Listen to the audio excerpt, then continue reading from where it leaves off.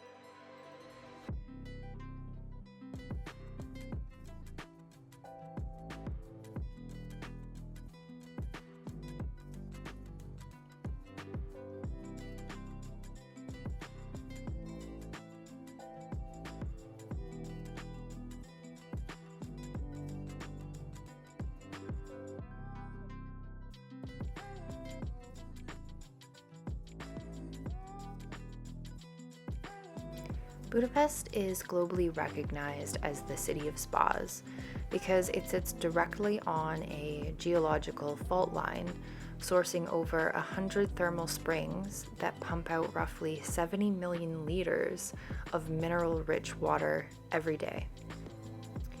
The bathing culture of Budapest dates back 2,000 years to the Roman settlement of Aquincum, where soldiers built extensive military and public baths. Even during the Turkish occupation in the 16th and 17th century, the Ottomans capitalized on the springs to build bath complexes. Traditional Turkish bathhouses like Rudas and Kirali are still active today, featuring classic octagonal pools and domed roofs. At the turn of the 20th century, the Austro-Hungarian Empire transformed the baths into grand social hubs, and this tradition has kept on in the region till today.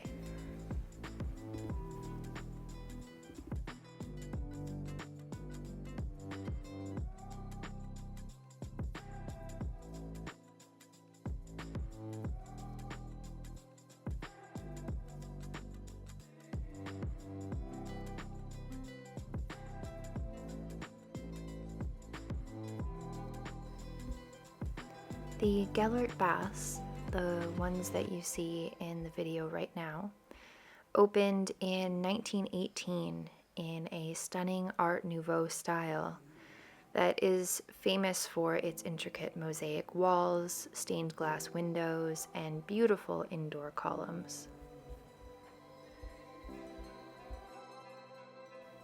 Before I had ever gone to Budapest, I had a picture on my wall that I thought was of the prettiest bridge in the world, possibly, and it turned out that it was the Liberty Bridge from Budapest. This bridge was completed in 1896 for the Millennium Exhibition, and it was originally named Franz Josef Bridge. Emperor Franz Josef I attended the opening and personally hammered in the very last silver rivet of it.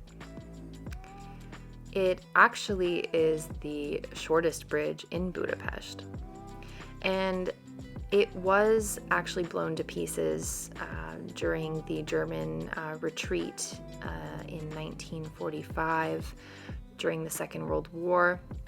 However, it was heavily prioritized and became the first bridge to be fully rebuilt and reopened after the war. Now, it is the bridge that is famously known for its lively atmosphere, especially around the time of sunset, where a lot of people like to join together and watch the beautiful sunset and the view of Parliament.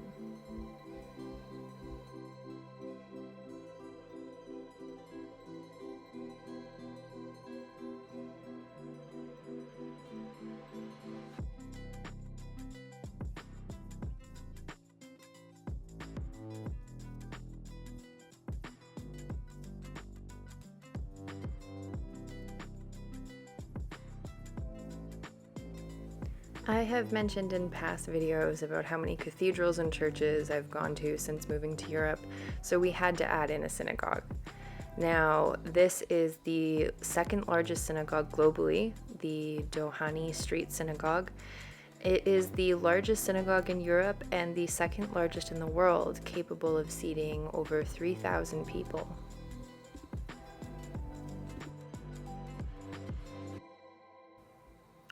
Now let's talk about the ruin bar phenomenon.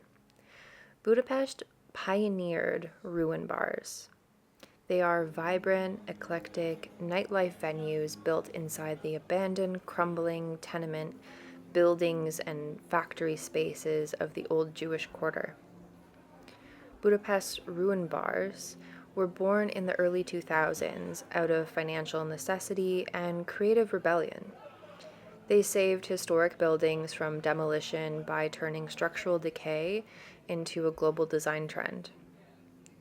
The movement took root in Budapest's Jewish quarter following the tragic deportation of its Jewish population during World War II and decades of economic neglect under the communist regime. The neighborhood fell into severe disrepair. By the early 2000s, the district was a grid of empty, crumbling apartment blocks and factory buildings earmarked for eventual demolition. In 2002, a group of young entrepreneurs looking for cheap spaces to serve affordable drinks to artists and students leased a small cafe, and in 2004, they moved operations into a condemned open-air stove factory, creating the Simple Garden. This became the very first official ruin bar and the absolute blueprint of the entire subculture.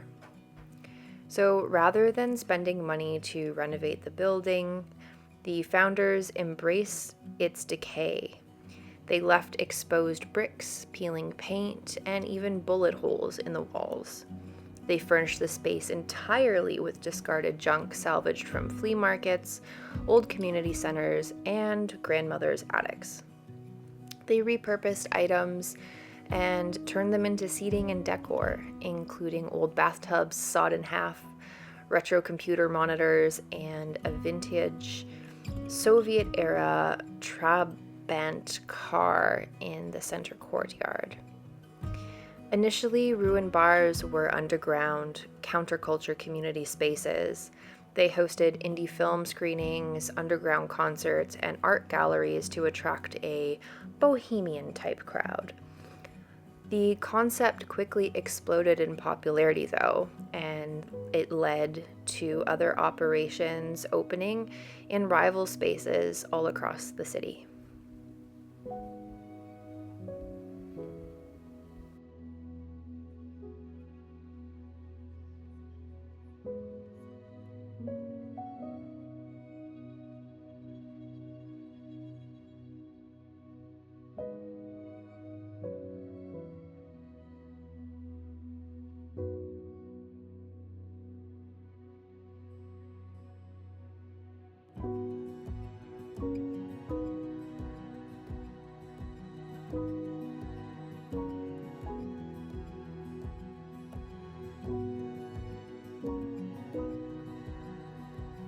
Budapest is a really beautiful and fun place to go, and I actually hope to go back many times in the future. So if you're thinking about traveling there, I highly recommend it.